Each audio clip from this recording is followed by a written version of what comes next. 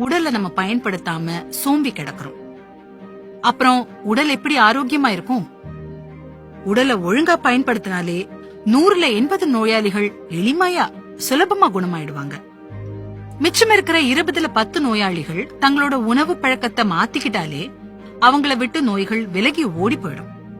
உங்க உள்ளங்கைய ஒரு நாளைக்கு 1000 தடவை திறந்து மூடினா போதும், ஒரே மாசத்துல அந்த கை எத்தனை திறனுள்ளதா மாறுது அப்படிங்கறத நீங்க பாப்பீங்க.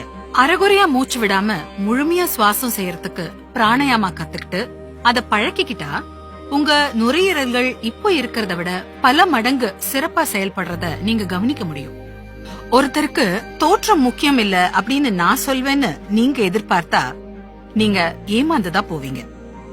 உங்க தோற்றம் கூட உங்களுடைய குணத்தை பிரதிபலிக்கிற முக்கிய அம்சம்தான். அளவுக்கு அதிகமா சாப்பிடுறீங்கன்னா நீங்க உங்க உடலுக்கு செல்லம் கொடுக்கறீங்கன்னு அர்த்தம் இல்ல. உண்மையில அந்த உடம்ப ரொம்ப கொடுமையா வருத்தி தண்டனை தான் நீங்க கொடுக்கறீங்க.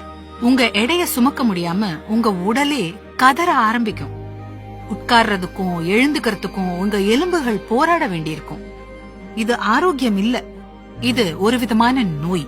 உங்களை இன்னொருத்தர் பாக்குறதுக்கும் விரும்புறதுக்கும் இல்லனா உங்களை ஒரு துணையா ஏத்துக்கொள்றதுக்காகவும் கூட நான் இத சொல்லல.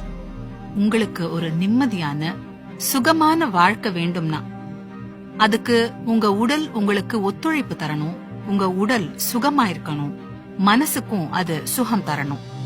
நீங்க விரும்பினா உங்களால இந்த உடலை உங்களுக்கு வேண்டிய அளவுக்கு நீங்க மாத்திக்க முடியும்.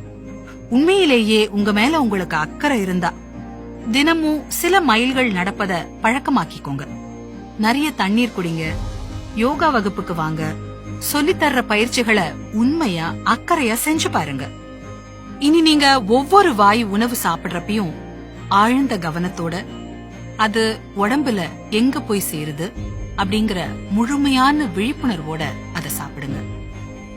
உங்க உடல் மட்டும் இல்ல, உங்க மனம், உங்க வாழ்க்கை ஒவ்வொன்னும் என்ன மாதிரி ஆக போகுது அப்படிங்கறதுக்கு நீங்க தான் முழு பொறுப்பு.